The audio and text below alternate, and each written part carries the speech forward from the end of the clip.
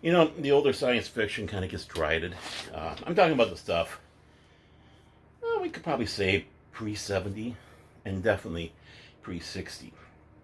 Not silly, fanciful. It's not scientific accurate. This, that, whatnot, or another. And I think it gets kind of ignored and passed over, especially by fans today, people who enjoy reading science fiction, fantasy, and the like. And this is such a big disservice. I find myself gravitating much more to those older books and enjoying them and partaking what those people were trying to bring forward. Again, it was more of the story, ideas, and thoughts, more than the science, obviously. And some of it were trying to work with science that they knew at the time. I mean, a lot of stuff has changed since back then with what was what, how, why, and why.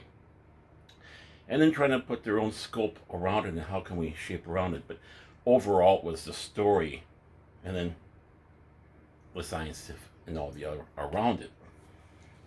Of course, one of the greats, Doc Smith. I mean, really, this. If you like Star Wars, if you like Babylon 5, if you like anything that'd be an equivalent of a space opera, thank this man. This is the guy that did it. And what's nice is, I think they're still available from Old Earth Books, is these wonderful facsimiles of his work, including like the artwork at each chapter, and even an artwork in the beginning, kind of giving you a little taste of what the book is going to be having in there, what you'll be seeing. And it just kind of helps suck you into the book itself, the author, the era, and as they say, Mystery Science Theater. Let's try that again, folks. Mystery Science Theater 3000. There, two takes, but I was able to do it. Let's just say MST3K. Let's make it easier for me. Just repeat to yourself. This is just a show. You should probably just sit back and relax. Or paraphrase of that. And it's the same thing with a book. I mean, you have the other one, and this one's from Bison. Again, the Skylark series, Doc Smith. And it is that facsimile again with the great artwork. Something that really is missing in literature today.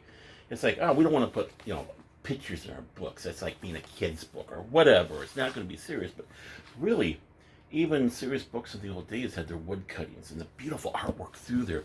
And it helped bring you closer into that, what you're reading on there, the mind, and to picture that. This is the granddaddy of them all. Hugo himself. His only book, I believe, that he ever wrote on that would be scientific fiction. And it was this Ralph 42124C41 plus. There we go. Everybody's good with numbers. That's why I went with words. And what is it again?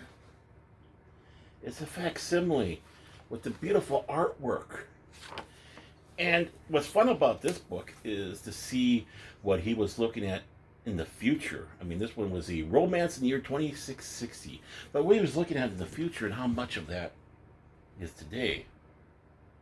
Old TV shows are the same way. There was a show called Science Fiction Theater back in the 50s, I believe, maybe early 60s. And I always called it the popular mechanics of television.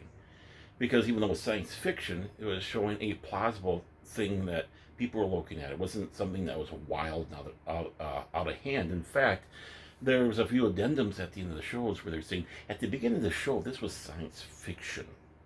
As we came to the end of production, what we were showing you about, what we wrote and what we acted and produced, came true.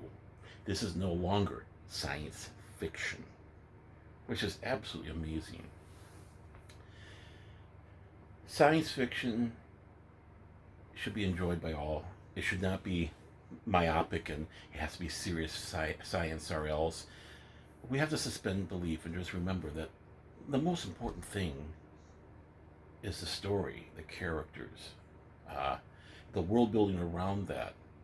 And yeah, try to keep it as realistic as possible. But even Star Trek itself took liberties, great time. And look how much people profess that as serious science fiction. This is Baron Orman Tagge from the Orman Tagge Reading Room with my piles of books. Wishing you a good day. Thank you so much.